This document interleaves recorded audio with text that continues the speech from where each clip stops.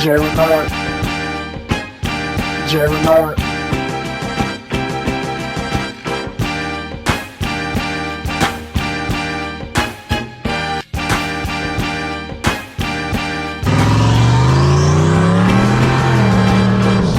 Alright, what's going on, my people, and welcome to the Sn95 Power channel. So, we need to get this car ready for Ponies in the Smokies. I think we're at about 40 days or something like that.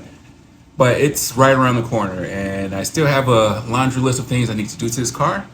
But today we're going to work on some cosmetic stuff. So, my man Greg at Gears Performance, it's so funny because he's been lobbying me to black out this engine bay. And he's been suggesting that I just get everything powder coated under the hood. He's actually sent me some pictures of some small block Ford engine bays all blacked out with a red engine bay. And I gotta say, I really like the look of it. So I'm going to make the switch. We're going to get rid of the polished intake. I don't upkeep it the way I should, because this is not a show car. This is not a garage queen. I drive this car a lot during car show season, and if you really want to keep polished parts looking nice, you either A, don't drive it, or B, spend every day after you drive it repolishing everything. I'm not about to do that. I do want a nice looking engine bay, but not at the expense of polishing up parts every day. So what we're going to do is we're not going to powder coat stuff. Now, shout out to my guy Tony at Big Dog Sporting. As a service that he offers when you have his porting services done, he has this epoxy coating that he puts on like the upper intakes and stuff like that. And when he shows the videos of that stuff or pictures of it, I think it looked awesome. So I was trying to do a little research. I was looking at some kind of epoxy finish that I can put on my parts. But then I came across this 415 engine enamel. Now this has a higher temperature rating than just regular paint. It's not like for headers or anything like that. It has a temperature limit of 300 degrees. But looking at some of the reviews and instructional videos online, I really like the way the finish looked. It's not like a flat finish, and it's not like over glossy. So we're going to test this out. I have a spare Foxbody tall valve cover over at the Bill Garage. I'm gonna use that, and I have the new timing cover. Those are going to be my two test pieces. Now, normally what most people, what they do with Pour 15 is they use a paintbrush to apply it. Well, you can use a spray gun for Pour 15, but you have to thin it out. Now, Pour 15, they have their own brand of thinner, but just researching online, some people just say use some lacquer thinner to cut it, and it sprays good. So if you got some lacquer thinner at the other house, we're gonna take a quart of this over there, and we're gonna try our luck spraying it. Now, like I said, I'm kind of optimistic on how this is gonna turn out, just based off of some videos and pictures I've seen online with people not necessarily spray painting, but them just brushing it on. And I think spraying it is gonna have a better finish. This is kind of like a high build. It's gonna self-level. So if I lay that spray down real thick, it should level out nice and flat and give me the finish that I'm looking for. So hopefully this will be an alternative to powder coating.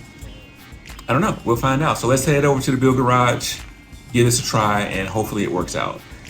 All right, so what do we got going on here today? We are going to use this Pour 15. This is a high temperature enamel. I'm going to basically black out all the engine bay parts with this. The polish is a little hard to keep up with, so that's why we're going a different direction. I'm going, normally you use a paintbrush and you brush this stuff on. You can use a spray gun, but you need to thin it out. I have to read the instructions on how to thin it out, but if I remember, it's like a 5-to-1 or something like that. So what I need to do first, I still have my old valve covers on the car. This is just a spare Foxbody tall valve cover that I have. I'm going to use just some gray Scotch-Brite, scuff it. I don't have to have it perfect because this is supposed to be high building. So we'll scuff this up. We'll scuff up the timing cover. We'll tape up the sealing surfaces, water pump, and the crank seal. And yeah, we'll tape the surface up to oil pan surface, and that's pretty much it. I don't think I'm going to scuff this up just because I'm using the Port 15. The surface is already kind of prepped. Only thing I need to do is just grease and wax remover. This one, gosh, maybe I should do an experiment. Maybe I should just, no, I'm still going to scuff it. I'll still scuff it, wax cleaner, and spray it. So let me see what I have.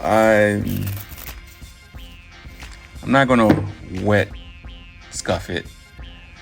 I'm just going to hit it straight to the head. So let's get this prepped. I'm going to use a block on the flat surfaces.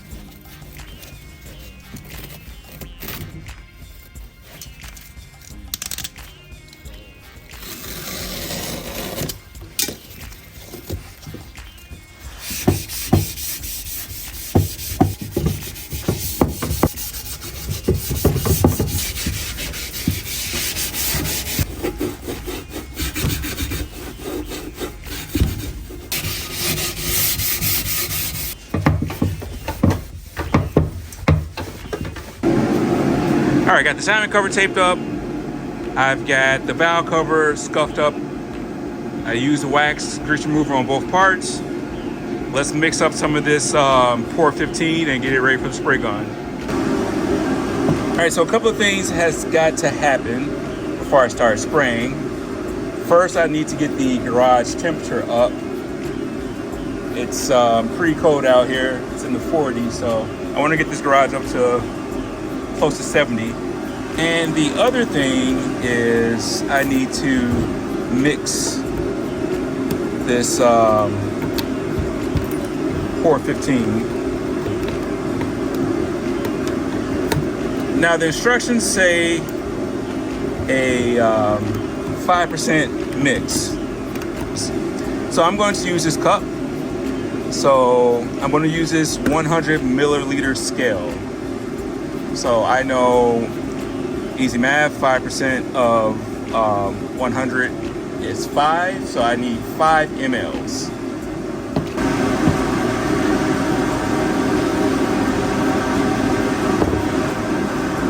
Now make sure you have some kind of respirator when you do this. All right, I got my respirator on.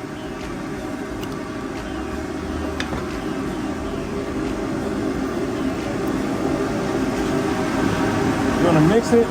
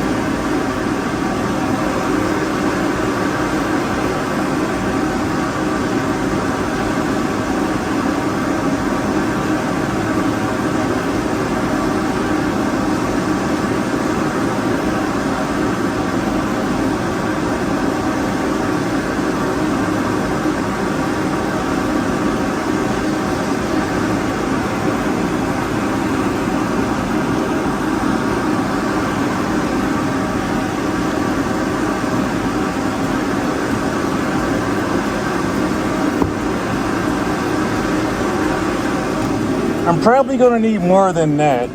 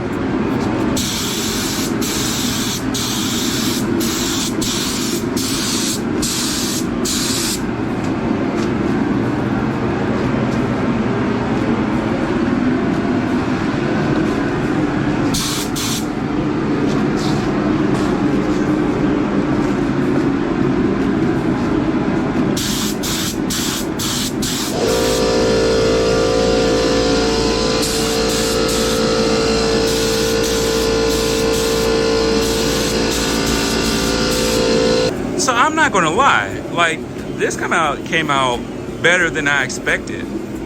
It's considering now we didn't spend a lot of time prepping this valve cover, and I have to be honest, the my mix ratio probably wasn't what the manufacturer recommended, but for this test trial right here on that valve cover, I think it looks great. I think with the other valve cover I have, which is already polished, so you won't have a lot of this fisheye because the actual valve cover is in better condition. Timing cover, I'm thoroughly pleased with it, saying that, you know, this is pretty much sprayed with just some wax and grease remover. That's it. I like it. I'm excited. And you know, I think this orange peel, sorry, let me see if I can do this. I think this orange peel right here is just because the gun sputtered and I ran out of the Pour 15. But now I got a better idea of how to mix this and how much material I would need. I've actually got, I think, 2 or 3 pints of that stuff. So after we finish the fuel lines, I don't know the order I'm gonna release these videos, but first thing is replace the fuel lines, make sure I don't have any leaks, get the car started, make sure it's running. Once we do that, we'll pull the valve covers off, we'll pull the upper and lower intake off. I love the way this came out, this timing cover right here. And yeah, we'll get those painted. I'm actually gonna pull off the Casper camera plates. I'm gonna spray that. The same, this black enamel. And I think I might do some of the AC lines also. Take the AC, well, I gotta get new AC lines because I damaged the ones last year. So I'll take the AC lines, the new AC lines. I'll probably spray the AC lines also. But that's pretty much it for today's video. Hey, I'm a big fan of this Pour 15 enamel. I think the timing cover came out great because I really laid that on thick while I had some material left. I would have laid that second coat on thick on this valve cover and I think it would have came out great. But per the instructions, it recommends 1 coat, but they say you can throw 2 coats on it. But you're supposed to throw this stuff on here, lay it on wet. And yeah, I love it. Like I say, this valve cover just has like a machine finish. Nothing is sanded down, and it's got a real nice deep black look to it. So with the pieces I have coming over here, the intake, the valve covers, those surfaces are already polished, nice and flat. So the only thing I have to do is hit that stuff with the Scotch-Brite, and it's going to look like a dark ocean once that stuff is sprayed on here. And then again, that's okay. Like I said earlier, I have to get the mixture right. I don't think I was at 5%. I think I was pretty close. I might have been like maybe 15, maybe a little bit over, but I'm not too much worried about heat protection as opposed to flaking. So if that makes sense. This is not a header, or none of these parts are going to see that high temperature. This stuff is rated for 300 degrees.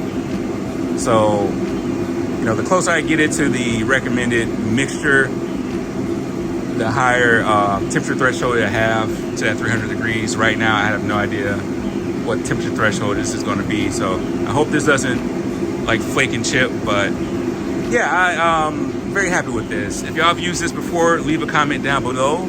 If you are digging my vision on how I'm going to redo the engine bay, leave a comment down below. If you think I should just leave it polished, tell me what you think about that. I have to honestly say it's a lot of work keeping that polished stuff looking nice. So hey, I appreciate y'all for hanging out with me with this. So until next time, God bless.